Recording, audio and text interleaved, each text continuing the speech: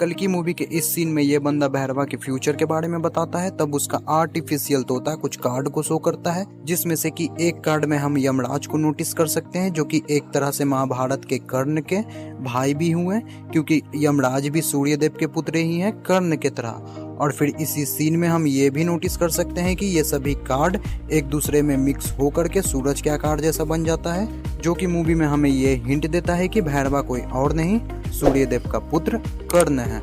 Number 2, movie के starting में हमें एक सॉन्ग सुनने को मिल जाता है, जिसमें कि अश्वत्थामा श्री कृष्ण का इंतजार कर रहा है। और इसी गाने के बीच में हम एक डिटेल नोटिस कर सकते हैं कि वर्ल्ड के जितने भी कंट्री है उनके फ्लैग वो कॉम्प्लेक्स के आगे झुक रहे हैं, क्योंकि कल्कि का जो वर्ल्ड है उसमें सबसे पावरफुल अगर कुछ है तो वो है कॉम्प्लेक्स, क्योंकि कॉम्प्लेक्स के पास वो सब कुछ है जो कि कल्कि के वर्ल्ड में किसी कंट्री के पास नहीं है। नंबर 3, इस सीन में जब अश्वत्थामा को महाभारत के बाद पहली बार दिखाया जाता है, तब हम उसके सर पर एक जटा नोटिस कर सकते हैं। हम साफ देख सकते हैं कि अश्वत्थामा के बाल बंधे हुए हैं, बट अगले ही सीन में हमें फिर से अश्वत्थामा को दिखाया जाता है, जिसमें कि अश्वत्थामा के सर पर कोई जटा नहीं है, उसके बाल पूरी तरह से खुला हुआ है, पीछे की तरफ है, जिसे हम मूवी के मेकर्स का एक मिस्टेक भी मान सकते हैं और होप करते हैं कि वो आगे से ऐसा गलती ना करें। नंबर 4, कल्कि मूवी में जितने बार भी हमें महाभारत वाले सीन को दिखाया गया है, हमें वहाँ की मिट्टी को काफी लाल दिखाया गया है, जिसका रीजन है महाभारत का युद्ध, क्योंकि कुरुक्षेत्र के युद्ध में इतने सारे सैनिक मारे गए थे,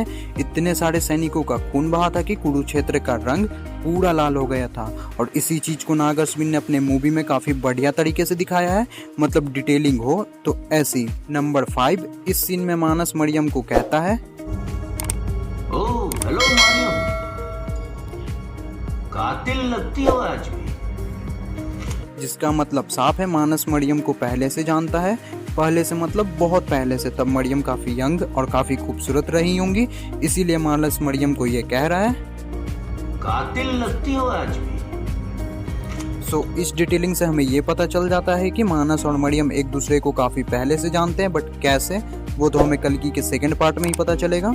नंबर 6, जैसा कि मैंने डिटेल नंबर 2 में बताया कि कल्कि का जो इंट्रो सॉन्ग है उसमें हमें दिखाया गया कि कल्कि वर्ल्ड की जितनी भी कंट्री है उनके फ्लैग्स कॉम्प्लेक्स के आगे झुक रहे हैं, मतलब कुल मिलाकर वर्ल्ड की कोई भी कंट्री हो, कोई भी इंसान हो, उसे झुकना होगा कॉम्प्लेक्स के आगे। और इसी चीज को हम इस सीन में कॉम्प्लेक्स के अंदर नोटिस भी कर सकते हैं। यहाँ पर काफी सारे VIP फॉरेनर्स है, जिनका रंग ढंग ही बता रहा है कि ये सब काफी रिच है, बट इन्हें भी रहना होगा कॉम्प्लेक्स के हिसाब से, कॉम्प्लेक्स के नीचे ही। नंबर 7, इस सीन में ये ट्रक जिस रास्ते से जा रही है वहाँ पर पहले पानी हुआ करती थी, जो कि अब पूरी तरह से सूख चुकी है, जिसे हम ऊपर से देखने पर काफी आसानी से समझ भी सकते हैं। प्लस यहाँ पर हम कुछ पानी वाले जहाज को भी नोटिस कर सकते हैं। नंबर 8, तो भाई साहब डिटेलिंग किसे कहते हैं वो तो कोई नाग अश्विन से ही सीखा, मतलब कर्ण और अर्जुन के फाइट में हम बहुत बढ़िया डिटेलिंग नोटिस कर सकते हैं। जब कर्ण अपनी तीर चलाता है तो उससे सूरज की रोशनी जैसी लाइट रिफ्लेक्ट करती है, बट वहीं दूसरी तरफ जब अर्जुन अपनी तीर चलाता है तो उससे थंडर जैसी लाइट रिफ्लेक्ट करती है, बट वहीं दूसरी तरफ जब अर्जुन अपनी तीर चलाता है तो उससे थंडर जैसी लाइट रिफ्लेक्ट करती है, जो कि हमें ये दिखलाने के लिए था कि कर्ण जो है वो सूर्यदेव का पुत्र है, इसलिए उसमें सूर्यदेव का पावर है। बट वहीं दूसरी तरफ अर्जुन जो है वो इंद्रदेव का पुत्र है, जो कि गॉड ऑफ थंडर है, इसीलिए अर्जुन के तीर से हम थंडर जैसी लाइट को रिफ्लेक्ट करते हुए नोटिस कर सकते हैं। मतलब असली डिटेलिंग तो इसे ही कहते हैं भाई। नंबर 9, सो मूवी में हमने देखा कौंसिल वानी जो है वो पुरानी चीजों के बारे में बहुत कुछ जानता है। वो जानता है अश्वत्थामा कौन है, वो जानता है कल्कि भगवान का जन्म होने वाला है, वो अर्जुन को जानता है, उसके पास गांडीव की पूरी जानकारी है, वो कैसे बना, वो कितना पावरफुल है। मतलब कुल मिलाकर कौंसिल वानी कल्कि पुराण के बारे में जानता है, महाभारत के बारे में काफी कुछ जानता है।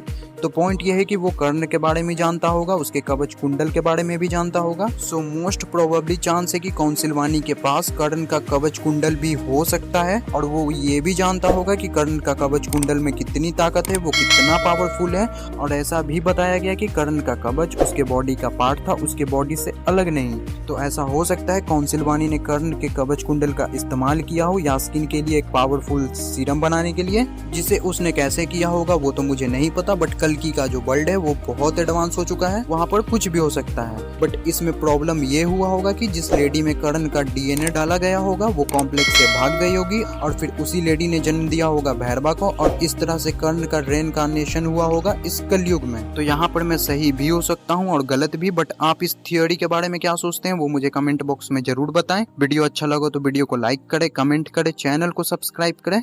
बाय।